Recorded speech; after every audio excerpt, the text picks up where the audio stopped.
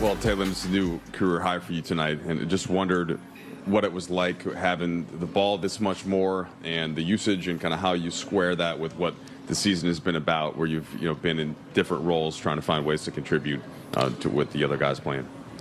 Just coming into the year, I understood who I was playing with. Playing with Brown, AD, and Russ. Those being the guys who having the ball in their hands. I knew I was gonna have to, settle into a role that I wasn't gonna have the ball. So just, with the year being up and down, with us being eliminated now, I feel like just being aggressive in the times that we finish off is going to be important for us. No matter if it's me, Austin, Malik, Stanley, or the other guys, Dwight, anybody just bringing a lift is going to be important. So. You got your 40 efficiently and getting to the free throw line and shooting a good percentage, but wondered when you're having a scoring game like that, what are you also trying to make sure you're doing, as a floor leader and, on the defensive end and kind of putting that all together with the whole rest of the game? Just being a complete basketball player, trying to, put the right plays together to, try to help make a win. So just being able to lock in and, have the coaching staff give me the confidence to keep going is always going to be good too. Talen, 18 seconds left in the game. You missed that first free throw. How much pressure was on you to make that second, get the nice round number of 40? It wasn't really no pressure. I wasn't even really worried about it. Malik was more worried about it than I was.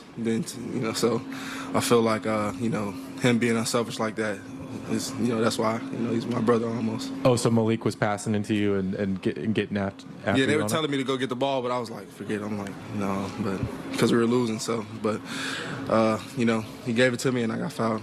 It wasn't too much pressure though. A little gear shift. Since getting eliminated on Tuesday, what's it been like for you, especially as one of the guys who has a contract beyond this year and is going to be involved in whatever the summer holds for this team as you guys try to figure it out? Just coming in, trying to do better than we did this year.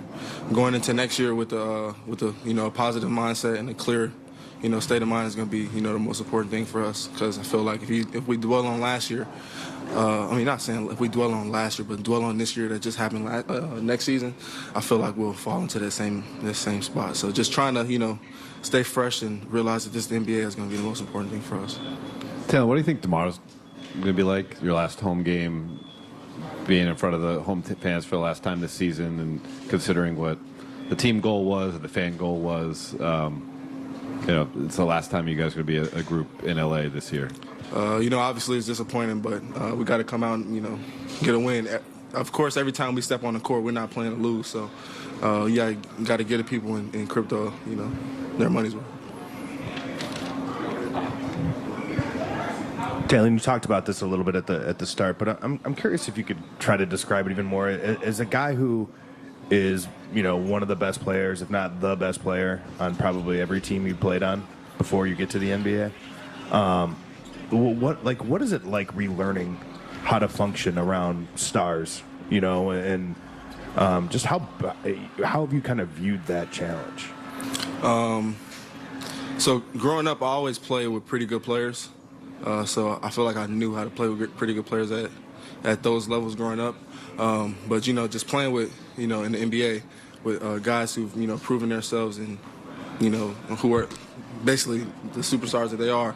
I feel like just trying to help them was the most important thing. I'm not really focused on just myself right now. Just trying to help them, get them going is the most important thing for us, because if they're going, we going. So I feel like that's pretty much it.